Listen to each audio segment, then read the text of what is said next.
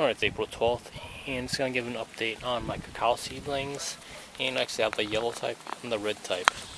And one thing I kind of noticed is that the yellow type tends to make a bigger, broader leaf, but when they're small they actually tend to be a little bit more prone to leaf burn. And as it's shown right here, it's actually getting scorched by the sun. And it's got more tender leaves, but still doing pretty well. And both types get a lot of aphid damage. And they only really damage like the newer leaves, and I use Azamax to actually counter that so they don't do too much damage. As you see right here, it doesn't kill the leaves, but it can sometimes leave them really curly when they're really small. And you know, a lot of times they grow and they stop, but it seems like the bigger they get, easier they are to grow. These are about 1.5 feet on average, and they're in like 3 to 4 gallon pots for the most part. But I got the younger ones. These guys are in generally 1 gallon pots. These are also the yellow cacaos.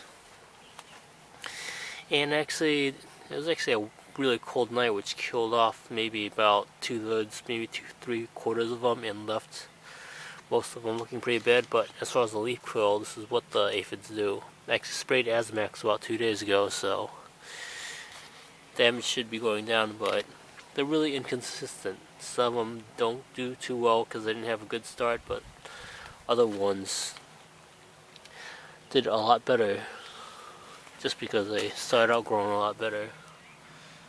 Like these are really healthy. It depends on like the size of the seed, conditions and everything, but yeah, something like this actually got hit really hard with aphids. As you can tell, it's gone now, but I've been spraying Azamax, which is something that keeps them from eating. It kills them off eventually. These guys are more in the sun and they're not doing too well, but I'll still leave them in there. And these are the red type. These are also in 1 gallon. There's usually about 2 or 3 of them in each pot. And one thing I found about these, the leaves are generally smaller in comparison to the yellow type. But they're like more like sharp. They're not like kind of rounded. They're kind of like more angled in. They're smaller and they're a little bit thicker. And they seem to be built more tolerant of the sun. Like some of them getting sun scorched, but a lot of them aren't. A lot of them are actually thriving in the full sun. So I'm going to keep them there until a lot of them start looking bad. But one thing that's true with all cacaos is they get hit by the aphids.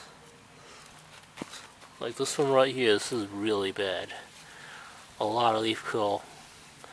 It's not going to necessarily kill it off really right away, but it's going to make it really hard for it to make new growth. And that pretty much sets it back quite a bit. But I'm going to keep on spraying it with Azamax as I keep on seeing damage, and so I make sure I get these to grow, and I might even start separating these guys into their own pots once they get too root bound. But yeah, the red type of cacao grows a lot easier.